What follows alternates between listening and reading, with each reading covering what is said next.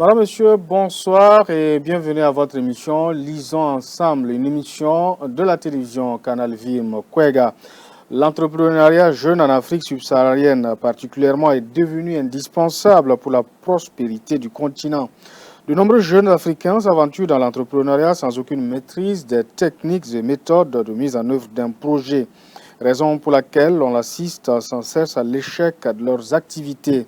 L'ouvrage que nous voulons vous présenter aujourd'hui se veut un guide pratique pour conseiller et guider les futurs jeunes leaders dans cette belle aventure qu'est l'entrepreneuriat. Et ce soir, j'ai le plaisir de recevoir sur ce plateau un des auteurs de cet ouvrage intitulé L'entrepreneuriat axé sur le développement durable, entrepreneuriat des jeunes, techniques et outils face aux enjeux de développement. Une œuvre écrite par 3 personnes. Alors, nous avons l'honneur de recevoir la seule dame du groupe, Lognere Myriam Bénédicte Traoré. Je prononce bien? Lognere, pardon. Ah, d'accord. Alors, bienvenue, bonsoir. Bonsoir, merci. Alors, vous êtes co-auteur, si on peut le dire, de cet ouvrage écrit par 3 personnes. Alors, présentez-nous les 2 autres auteurs. Les 2 autres auteurs, il y a un Camerounais, Christian Oona. voilà, Monsieur Christian Oona, et il y a aussi un Béninois, José Herbert Audot. D'accord. Alors, vous avez des profils différents, hein? Effectivement. Vous êtes licencié en droit public, par ailleurs secrétaire de direction, blogueuse, écrivaine, vous êtes dans l'entrepreneuriat, dans l'action humanitaire.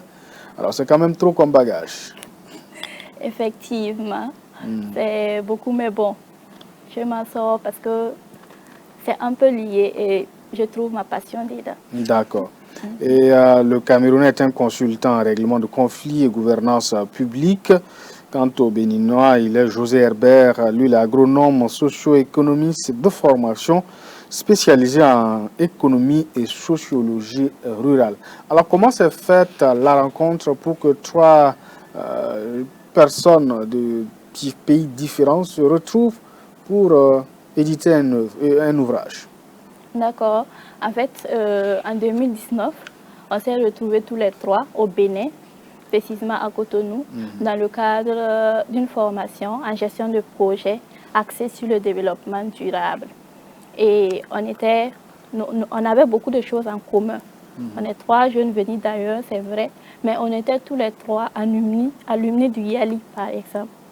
Et le programme de Barack Obama, le président Barack Obama. Oui, effectivement. D'accord. Et à l'issue après la formation, on est rentré, chacun est rentré chez lui.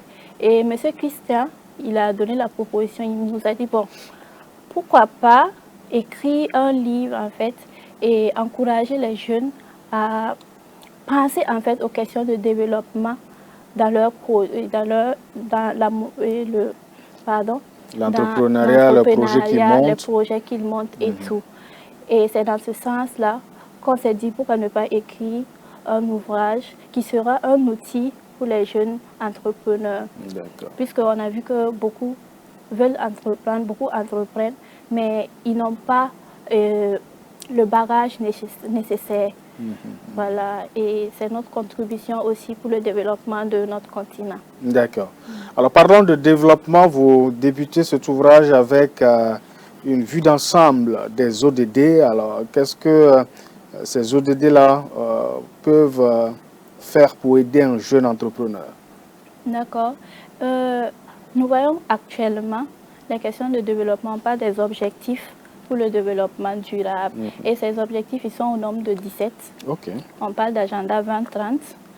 Et ces objectifs-là accompagnent les jeunes, en fait. C'est 2063? Pardon, oui. Pardon. Pardon, je suis un peu enrhumée, donc la voix. Il n'y a pas de souci, on vous entend. Voilà, donc ces objectifs-là accompagnent les jeunes dans leur projet, en fait. Il faut savoir quelles solutions votre projet apporte pour la communauté. Et ces objectifs pour le développement énumèrent en gros ce dont la planète a besoin pour un développement. Et ce sont des objectifs pour le monde. Ce n'est pas seulement pour l'Afrique, pour spécifier. Et il y a l'agenda 2063 qui intéresse précisément les besoins de l'Afrique. L'Afrique. Voilà. D'accord. Alors, est-ce que vous pouvez nous citer quelques besoins ou quelques objectifs pour éclairer un peu ces jeunes qui veulent évoluer dans l'entrepreneuriat? Oui, les objectifs de développement durable intéressent principalement la pauvreté, l'éradication de la pauvreté et aussi les questions de santé, d'environnement et beaucoup d'autres. D'accord. Alors, vous aussi, il y a le jeu et l'enjeu de leadership pour les jeunes. Alors, comment vous définissez ce contexte ou ce concept de leadership? Voilà, dans notre société, on voit que le leadership est mal vu. On parle beaucoup de leaders de partis politiques, de leaders, mais qu'est-ce que le leadership au fond? Le leadership, en fait, c'est être à la tête, c'est montrer l'exemple. Et pour montrer l'exemple, il faut vraiment avoir certaines valeurs. Et ces valeurs-là ne sont pas à la portée de tous. Un leader, ce n'est pas forcément celui qui est à la tête, qui mène les autres, mais c'est celui qui montre qui fait l'action en fait pour montrer aux jeunes, aux autres comment on fait. Et dans le leadership, dans l'entrepreneuriat, c'est une valeur à développer parce que dans la conception de l'idée de projet jusqu'à la réalisation et tout, vous avez besoin d'un certain bagage, d'un certain charisme. Et vous ne serez pas... Actuellement, en entrepreneuriat, on encourage beaucoup les jeunes à se mettre en réseau. Tout à fait. Et quand on se met en réseau, sans leadership, on ne peut pas y arriver. Voilà. Donc, je définis le leadership vraiment comme... plutôt le leader comme une personne qui sait inspirer les autres. Une personne qui sait amener les autres à le suivre. Par exemple, nous avons notre feu Thomas Sankara. C'était un leader né. Et ça fait que beaucoup de jeunes, même s'il n'est plus, beaucoup de jeunes, en fait, s'identifient en lui. D'accord. Voilà. Alors, vous donnez plusieurs rudiments et conseils ici. Vous dites avoir toujours de quoi noter dans une réunion, cultiver le sens de l'écoute active, apprendre au travers des personnes que vous rencontrez, savoir tirer profit de vos erreurs et échecs. On s'arrête ici. Alors. Effectivement. Oui, parce que on se dit que pour être un bon leader, partout où vous partez, en fait, vous avez forcément quelque chose à tirer des réunions. Et pour cela, il faut avoir dans les conférences, partout où vous allez, il faut avoir quelque chose pour noter. Parce que la mémoire a beau être bonne. Même une simple audience, voilà. Tout ça, il faut toujours noter. Toujours avoir quelque chose pour noter. Parce qu'après, vous pouvez retrouver des informations qui peuvent vous être utiles dans vos notes, dans vos prises de notes. D'accord. Alors, vous dites ne sous-estimez jamais une rencontre, ne coupez jamais les ponts ou n'agissez pas par émotion. On s'explique. C'est ça. Puisque on sait qu'actuellement, les relations vraiment qui vont à long terme ont souvent quelque chose à nous apporter. C'est vrai qu'aujourd'hui, on ne voit pas la valeur de certaines personnes, mais on ne sait jamais, on ne sait pas de quoi est fait demain, comme le disent nos parents. Et une personne que vous voyez aujourd'hui, que vous sous-estimez, peut beaucoup vous apporter demain. Et c'est dans ce sens-là qu'on dit qu'il ne faut jamais sous-estimer une rencontre en fait. Parce que vous allez voir une personne aujourd'hui, elle n'est rien, et demain, cette personne-là va vous ouvrir des portes que vous n'imaginez pas. Voilà. D'accord. Alors, vous dites de ne pas couper les ponts ou agir sous le coup de l'émotion. Qu'est-ce que vous voulez dire par là? C'est ça. Ça veut dire, bon, peut-être vous et moi, on peut être collaborateurs et il peut y avoir une situation et chacun est fâché contre l'autre, on coupe les ponts, personne ne parle à l'autre. Pourtant, on sait pertinemment que demain, forcément, le destin est bizarre, on va se retrouver quelque part. Et forcément, une personne peut avoir la tête baissée. Et c'est généralement la personne qui a fait plus de mal à l'autre. Et il faut pas, c'est ça, on dit, il ne faut pas avoir peur en fait de repartir et de s'asseoir, se parler. Et parce que le bon leader, c'est ça. Il n'y a pas de fierté. Il faut savoir repartir, vers l'autre, essayer de comprendre pourquoi la personne a agi ainsi, même s'il a agi mal envers soi, pourquoi la personne, et essayer de recoller les morceaux, se demander pardon et avancer. C'est aussi ce qu'on veut dire par l'écoute. Savoir écouter, parce que généralement ici on écoute en fait pour répondre. Pourtant c'est pas pour répondre mais pour comprendre l'autre et essayer de résoudre les différends. D'accord.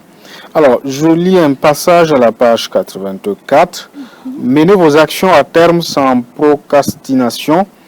Les hommes politiques qui ne tiennent pas leurs promesses de campagne déçoivent les électeurs. Or les mêmes règles s'appliquent au monde de l'entreprise. Il est préférable de promettre moins et de délivrer plus que l'inverse. Mener vos actions à terme implique aussi de s'en tenir à vos valeurs afin que vos collègues sachent que votre parole a de la valeur. Effectivement. Je sais qu'on a tous été une fois frustrés par une promesse qui n'a pas été tenue. Et c'est ce sentiment-là que les électeurs ont après les campagnes. Quand les partis passent avec maintes promesses, si je suis élu, je vais faire ceci, et après, ce n'est pas ça. Et ça, en fait, on veut dire que ça, ce n'est pas le leader. Quand le leader donne, et, je sais pas, quand le leader dit quelque chose, il le fait. Quand il donne une promesse, il tient parole. Et c'est ce qu'on veut faire ressortir là. Parce que c'est vos promesses en fait qui vont définir qui vous êtes. C'est ça en fait qui va permettre aux gens d'avoir confiance en vous. Mais si vous dites des choses que vous ne faites pas, ça casse la confiance. D'accord. Il faut être à l'image de vos propos, de ce que vous dites. Et ne pas chaque fois remettre à demain ce qu'on peut faire aujourd'hui. La procrastination. Voilà, la procrastination. D'accord. Alors, dans cet ouvrage également, vous dites aux ceux qui veulent entreprendre, aux jeunes leaders, ne pas s'attendre à la gratitude. C'est vrai, il ne faut pas s'attendre. Parce qu'il y a beaucoup de jeunes, ils ont des idées de projets, ils ne commencent même pas. Et puis ils attendent que quelqu'un finance et tout. Et ce que je veux dire, c'est que personne n'est prêt à financer un projet où vous n'avez pas un apport personnel. Ce n'est pas possible. Parce que même si la personne met les fonds, s'il n'y a pas votre apport personnel dedans, vous allez vous en foutre et tout va couler à l'eau. C'est comme s'il n'y a pas de conviction personnelle. Voilà, c'est comme s'il n'y a pas de conviction personnelle. Et les bailleurs de fonds, ils aiment les gens qui osent. Ce n'est pas forcément faire quelque chose de grand, quelque chose de waouh, mais un petit début. Là, on voit votre intérêt pour la chose et on vous accompagne. En entrepreneuriat, on ne peut pas s'asseoir. Tu as juste l'idée, tu attends seulement qu'on te donne les financements et puis tu commences. D'accord. Alors, que pensez-vous des gens qui disent qu'on peut entreprendre avec 0 francs? À partir de 0 francs, voilà, on voit souvent des gens parler ainsi, entrepreneurs à partir de 0 francs. Est-ce que c'est réaliste? En fait, on parle de tout ça dans l'œuvre, en fait. Beaucoup de jeunes, ils participent à des conférences sur l'entrepreneuriat. On leur dit, bon, l'entrepreneuriat, c'est résoudre un problème dans la société. On peut entreprendre à 0 francs et tout. Mais quand on se dit la vérité, il faut toujours un fonds de départ pour commencer. Parce qu'en entrepreneuriat, dans les débuts, vous allez râler. Ça, c'est la vérité. Dans les débuts, vous allez râler. Vous avez au moins minimum 6 mois, en fait, de galère à faire. Minimum. Il faut un fonds de roulement. Ça, voilà, il faut un fonds de roulement. Et moi-même, je me suis lancée récemment dans la pisciculture. Et la première vague de poissons que j'ai pris, tout est mort. Oh là là. Imaginez, en fait, il ne faut pas seulement les fonds, mais il faut aussi un bagage intellectuel et un mental d'acier. Sinon, vous n'allez pas tenir. Savoir où on veut aller et se donner les moyens nécessaires pour y parvenir. Et savoir qu'il y a une force dans la persévérance. Et puis c'est marrant de savoir que ces conférences-là même c'est payant. Hein?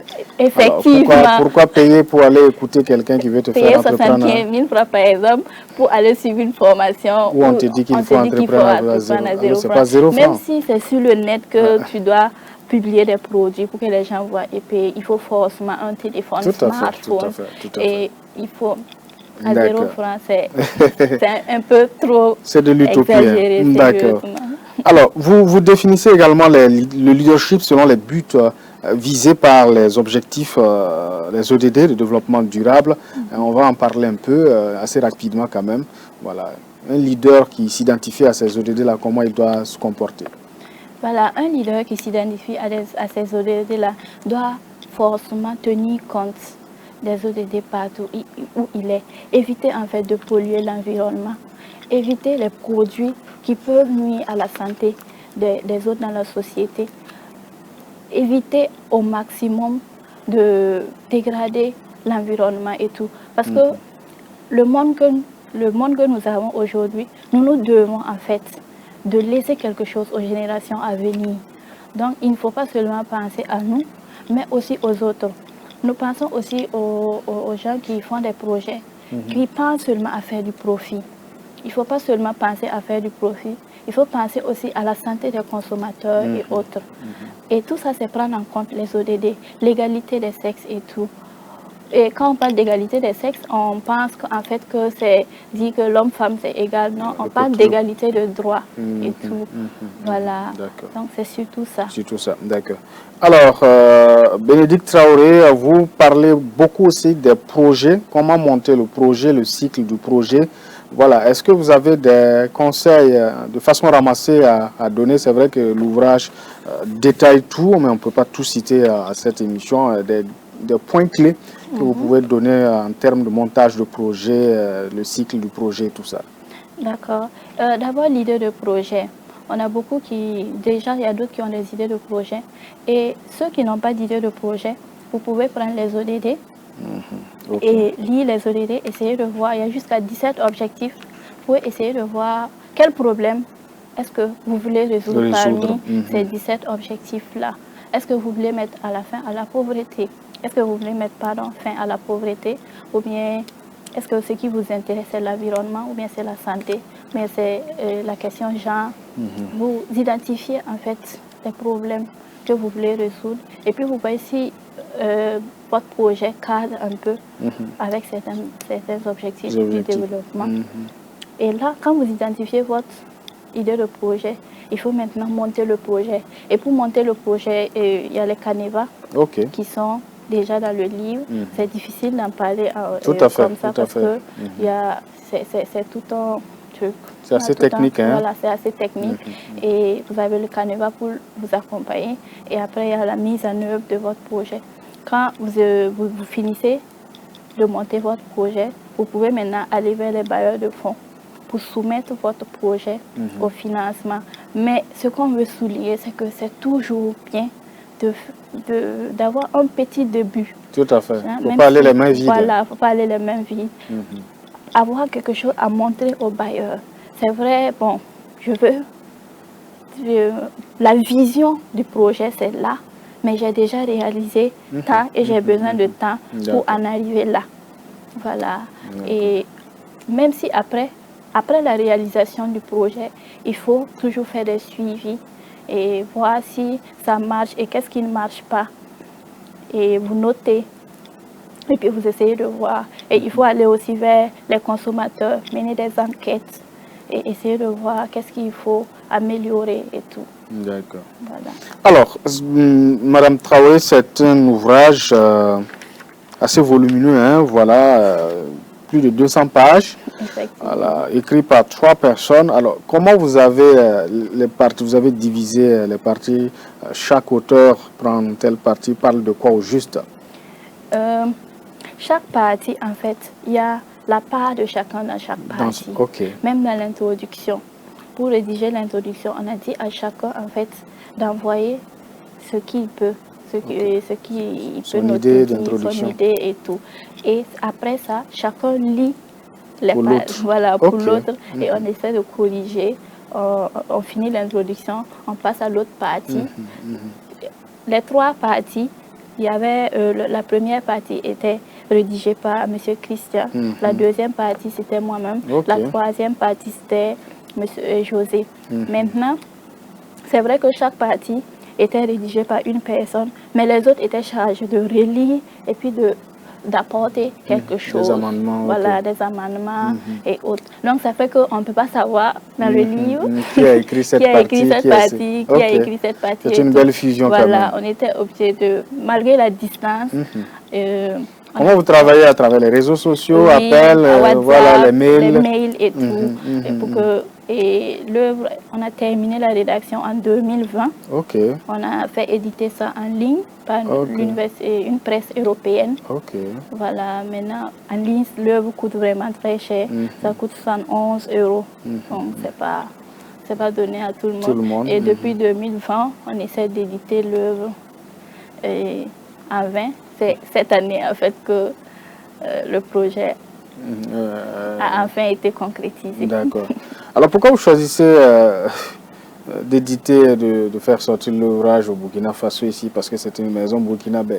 Les autres, en fait, sont très occupés. C'est vrai. Ils sont très occupés. C'est vrai qu'ils ont essayé de chercher des maisons d'édition à leur niveau, mais on n'en trouvait pas. Et c'est ici que j'ai eu le plaisir de rencontrer la maison Arc-en-Ciel. Et les deux autres ont donné leur aval. Ils ont donné leur accord et on a décidé d'éditer ça au Burkina. D'accord. Il existe depuis quand, le livre? Il existe seulement depuis un mois. Un mois bientôt, ok.